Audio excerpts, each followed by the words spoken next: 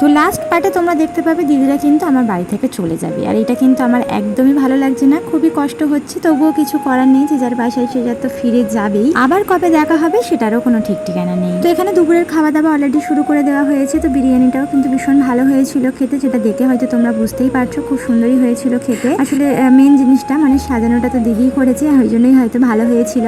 তো এখানে সবাই মিলে খাওয়া দাওয়া আগে সেরে নিল। তো সব ছেলেরা আগে খেয়ে নেবে, তারপরে আমরা দিদিরা মানে বোনেরা মিলে খাবো। আর মাকে আমি অলরেডি দিয়ে দিয়েছি, কারণ মায়ের শরীরটা ভালো ছিল না, তাই এত বেলা করে খেলে হবে না, তাই মাকে আমি সব থেকে প্রথমেই তুলে দিয়েছি। তো ছেলেদের খাওয়া দাওয়া শেষ করার পর একটুখানি মিষ্টি দিয়ে দিলাম, আর তারপর আমরা খাওয়া দাওয়া করতে বসে পড়েছি। আর আমরা খাওয়া দাওয়ার পরেও কিন্তু মিষ্টি খেয়ে নিয়েছি। তারপরে কিন্তু চলে আসলো সেই সময়, যেই সময় দিদিরা চলে যাবে। তো এখানে 5:30 থেকে 5:45 নাগাদ করে দিদিরা বেরিয়ে যাবে। আসলে আকাশের ওয়েদার একদমই ভালো নেই, আর সেই সাথে রাত্রি করে গেলেও হবে না, কারণ এখন চারিদিকে কিন্তু পানি জমে আছে রাস্তায়, তাই রাত্রেবেলায় গেলে অনেক সমস্যা হতে পারে।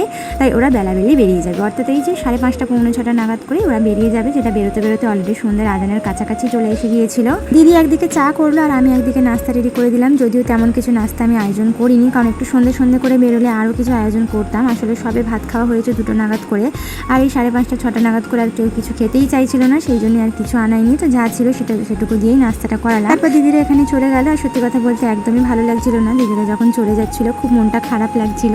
এই জায়গাটা এখন শুকনো দেখতে পাচ্ছ, কিছুদিন পর এখানেও পানি উঠে যাবে। তো যতদিন না পর্যন্ত এই রাস্তাগুলো শুকাবে ততদিন না পর্যন্ত আমি আর কোথাও যাব না। সানিয়া খান দিদিভাই ও রাজিয়া দিদিভাই, তোমাদের জন্য রইল অনেক অনেক দোয়া আর ভালোবাসা।